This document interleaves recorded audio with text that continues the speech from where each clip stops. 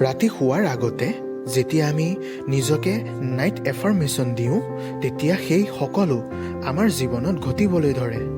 কাৰণ ৰাতি শোৱাৰ আগতে আমাৰ অৱচেতন মন অৰ্থাৎ ছাবকনচিয়াছ মাইণ্ড অধিক সক্ৰিয় হৈ থাকে। সেইবাবে সেই সময়ত যদি আমি নিজকে পজিটিভ নাইট এফাৰ্মেশ্যন দিবলৈ আৰম্ভ কৰোঁ, তেতিয়া সেই সকলো কথা বা এফাৰ্মেশ্যনছ প্ৰত্যক্ষভাৱে ছাবকনচিয়াছ মাইণ্ডলৈ যায়।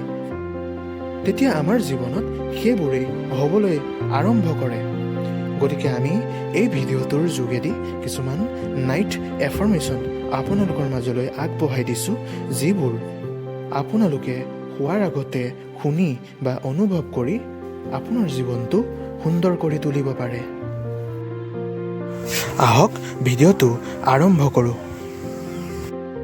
মোৰ দ্বাৰা আজিৰ দিনটোত যিবোৰ ভুল হৈছে, সেই সকলোবোৰ মই শুধৰাই আছোঁ। আজি মই কৰা সকলো ভুলৰ বাবে মই নিজকে ক্ষমা কৰি দিছোঁ। কালি মোৰ লগত যিয়ে বেয়া ব্যৱহাৰ কৰিলে, সেই সকলোকো মই ক্ষমা কৰি দিছোঁ। আজি মোৰ ভাল আৰু গভীৰ টোপনি আহিব। কাইলৈ সকলো মানুহে মোক ভাল ব্যৱহাৰ কৰিব। কাইলৈ মই দিনটো ভিতৰৰ পৰা মটিভেট আৰু পজিটিভিটিৰে সকলো কাম কৰি যাম।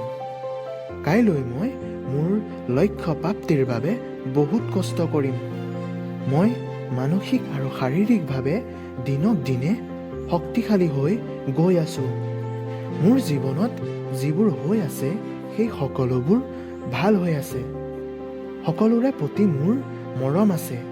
মই সেই সকলোবোৰ আজিৰ পৰা এৰি দিলোঁ, যিবোৰ মই নিয়ন্ত্ৰণ কৰিব নোৱাৰোঁ।